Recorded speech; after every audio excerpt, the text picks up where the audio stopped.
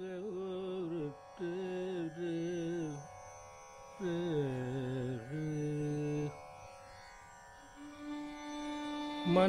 संचररे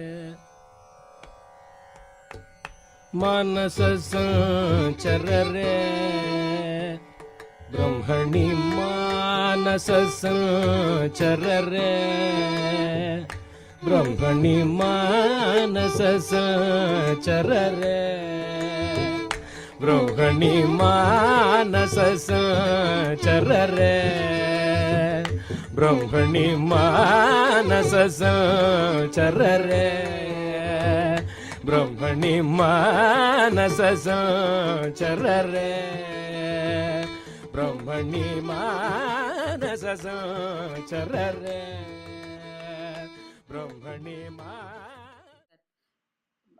with performances or like stage shows being so easy to reach, the lines are getting blurry between when a student is really ready to launch into that stage versus when it's easy satisfaction, like a dessert at the end of the meal.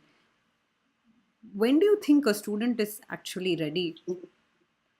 That's a million-dollar question for which I don't think anybody has an answer. If there is a truthful relationship between teacher and student, both yes and no. If you ask me how, I don't have an answer for that question. And I don't think everything needs to be proved empirically or with numbers. You just know when the student is ready, and things come together. But we can choose to ignore that, and that's what happens when what we just talked about becomes the norm.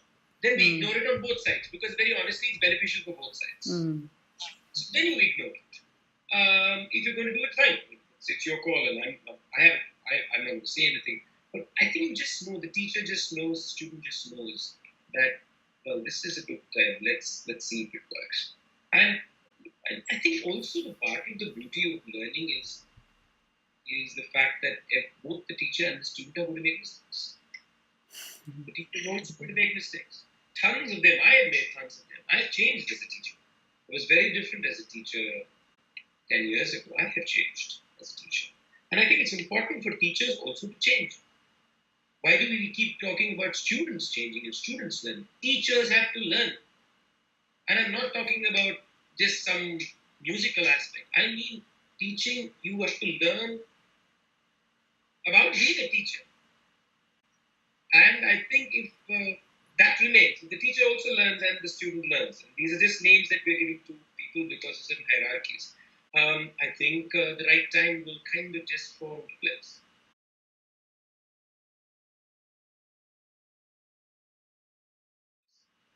What are some of these biggest lessons as a teacher that you've learned over the years? Anger management. I have a very short fuse in class. You can ask my students; they will tell you probably stories and stories. I have very short fuse in class. I still have it. It's still pretty short, but it has got longer than it used to be. Anger management is definitely something I'm still learning. I won't say I've learned. I'm still learning it.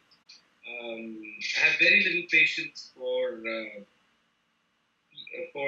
anybody who doesn't pay attention or is not getting it because of lethargy and laziness. I have very little patience for that, and that really gets to me. I don't have a problem if you genuinely try and you don't get it, but I have a problem if you're not paying attention, if you're not listening. And learning to that. I think another thing is also you don't teach one way, you teach in many ways. And that completely depends on the student entirely. And to learn, to look at different ways of saying the same thing is itself a fabulous learning process.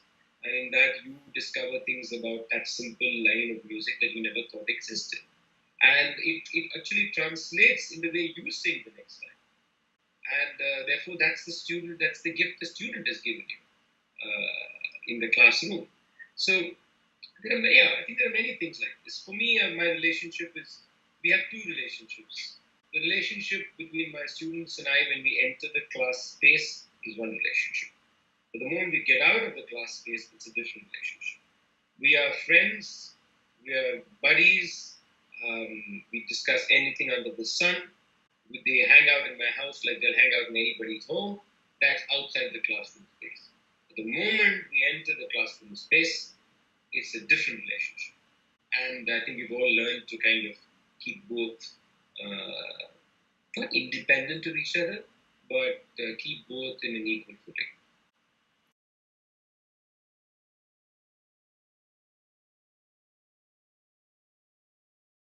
So you often, as do most gurus, get your students to accompany you on stage to sit, play the tambura, or to sit and observe. What is it that they should be? Um, I don't, honestly, I'm not given instructions on what they should do. I've never had that. I think it's just absorbing the overall sense of music that happens. Techniques and skill sets will automatically also be imbibed, and which we don't need to specify. That they will do not only listening to your own concert, they'll do listening to other people's concerts also. And one thing all my students do is go for tons and tons of concerts of everybody, because that's how I grew up. I grew up listening to everybody. So one instruction, that's if there's instruction that I've given right from day one, is go listen to everybody. All kinds of music, listen to all people. So you'll see all my students at everybody's concert. And I'm very proud of it. I'm extremely proud that my students go and listen to everybody's music and receive from everybody. Because that's very essential.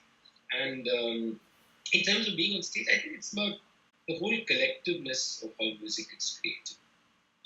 And I think by being on stage, you experience it in a way you can't experience from, shall we say, the audience. So there is this the intimacy that is seen in everything that happens. And even the things that fail, things that don't happen, are all processes that they unconsciously imbibe. And that's all I hope they take.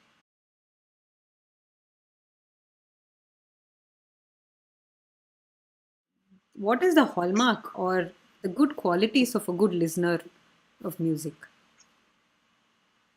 My goodness gracious me. Very difficult question to answer. I think we all, listener to music includes every musician.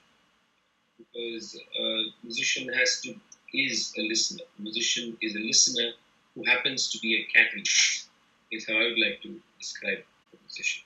I think the most important thing is, like I said right at the beginning of the interview, that we all come with things that we are baggage with. We are all human beings who come. But if you can get into the art space, even for some time, de-baggage yourself. If you can really truly do that, I think then you actually listen. Until then, you only reiterate what you want to reiterate. I think there is something precious about art beyond the baggage that we carry. There is a certain honesty and certain integrity. The core of every art form is a different core, but every art has this core, and that's the core that we retain through generations. It's a little core that I cannot tell you this. I just know it. I don't know. I can't tell you what it is. And I think if you can allow ourselves to kind of enter that core, and entering that core is very hard because we prefer what is in the paraphernalia. Because the paraphernalia gives you social, cultural, aesthetic reaffirmation of who you are.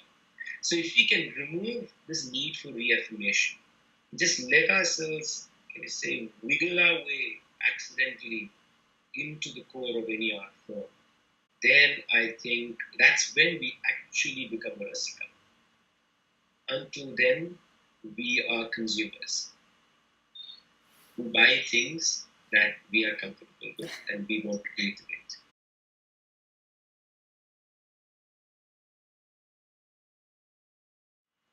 Likewise, what is the hallmark of a good performer? Exactly all I said to a listener, not of a good singer or a musician or an artist. There's no difference.